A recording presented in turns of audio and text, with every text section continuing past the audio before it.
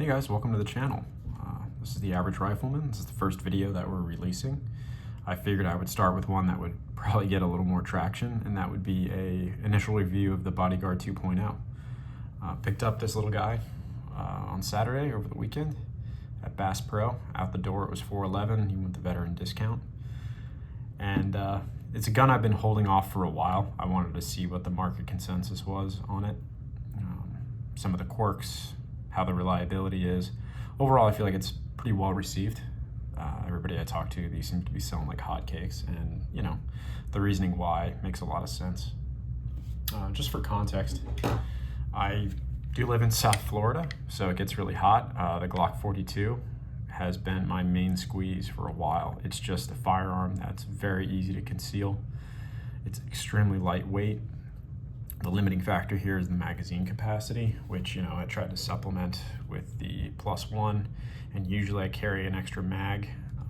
A lot of the time I'll be rocking a tier 1 concealed holster, but lately I've been rocking just a filster with those discreet carry concept clips, which makes it, I mean, it's like so easy to conceal this thing with like board shorts, whatever. You know, whatever your heart desires. You can even carry it in a Speedo if that tickles your fancy. But when it came to the Bodyguard 2.0, I held off for a while because I wanted to see how this thing was going to hold up over time. I know a year isn't long enough to really see the longevity of a firearm, but I felt like it was enough time to be able to get good market feedback and see, you know, how this thing was really doing. Just off the bat, we do know that a lot of people have reported this shooting slightly to the left. Picking this up on Saturday, I did want to note that what I've noticed here is actually that rear sight is drifted to the right. So if you can see the spacing, it is drifted to the right. Now, people are saying it's up to 6 inches. I feel like they exaggerate that, not only on their groupings, but on other things. But it does show that this was actually a problem. It could be from people putting pressure on the frame, pushing it.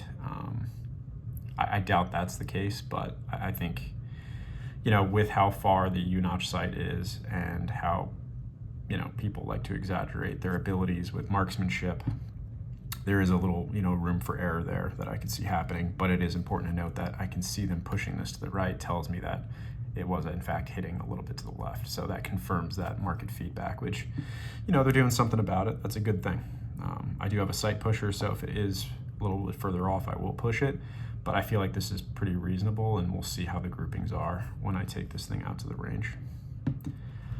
As far as what I've noticed with the handgun, loading the 10-round magazine to full capacity, it shoots out no problem. But there were some weird Sharpie markings on the followers, which I was not crazy about. And you can see from having rounds in here already that it has eaten up some of the feed lips a little bit. So I'm not crazy about that, but those are parts that can be changed. And it's not, you know, like a terribly bad thing. What I have noticed with the 12 rounders are, yes, it is difficult to get that last round in there. Like with all mags, you gotta kind of load them, slap them in, load them, slap them in, just to loosen up those springs. So I'm not really too worried about that. The one thing that does bother me a little bit is when this is loaded to full capacity, that the mags will not come out on their own. So you'll need to pull this out. But I mean, whenever you do a speed reload, usually your magazines are empty, and that shouldn't be a problem. So, I mean, if I slap this in here, it comes out no problem. But when those rounds are fully loaded, I have to pull out that magazine manually, so it's not going to come out on its own. That's just a little quirk. I am left-handed, so changing over the mag release was extremely easy. You just use a small flathead screwdriver, and the whole component comes out. It's not like with a Glock where you're stuck there with a pick trying to get that spring out and then pull the whole thing. It's just literally you turn that flathead and the whole thing comes out, and you're able to flip to the other side and turn it back in. So that was, I don't know if that's just with this model or just with Smith Wesson in general, but that was an extremely easy part switch. Going over the gun, I do have a Timmy trigger pull scale here, so we'll give you a little go here. I mean, YouTube likes to know it, but this is empty, this firearm, so you have nothing to worry about. But let's give it a go. So mine's at 4 pounds. I imagine as time goes on, that's going to loosen up. A lot of people complain about having a light trigger, which I think is just hilarious. It's like you can't appease everybody. 4 pounds again on the dot, so you can see that there. Flip it around. Just under 4 pounds. So great trigger pull. It does have a bit of travel. So it's not like a 1911 where you immediately kind of hit that wall, but it does have a ways to travel, and then it breaks. One thing I do notice when there's no round in the chamber, that sometimes the slide will not fully go into battery. So it kind of moves a little bit when you're doing dry fire, but that's not really a concern. The reason why I picked this one up over the LCP Max or any other offerings like the new Hellcat in 380 was, one, the size to capacity ratio is ridiculous in this. Fully loaded, this thing weighs under a pound. I will do a quick weight comparison with this and the 42, so you're able to see it. So this with a mag. Let's see that. There you go. I mean, under 12 ounces. That's ridiculous. Fully loaded, this thing is about just under a pound with the 10-round magazine.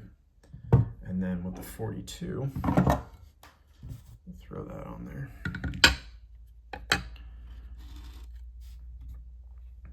You can see 13 ounces, almost 14. So again, I mean, you're getting, if you have a flush fit, you're getting 4 extra rounds in something that weighs lighter. These end up being almost the same weight, and you have way more capacity as far as I'm concerned with these little handguns.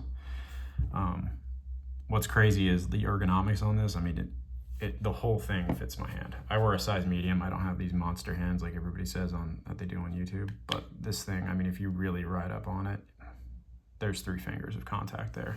With the 12 round, it's even more forgiving. So we'll see how this thing shoots. I expect good things. I have put about 20 rounds through a buddy's, and it was, I mean, people really harp on like recoil with these little guns, but it was very manageable. So I think people are a little bit ridiculous with that. It's like, just work on your fundamentals and the rest will take care of itself. And you know, when it comes to concealed carry, like I did carry the full sizes, right? Carried a 1911, then I went to the Glock 19, carried the Glock 19 for a long time. And then as you know, as life goes on and you get older, right? I'm 31 going on 32. I've got a 5-year-old running around.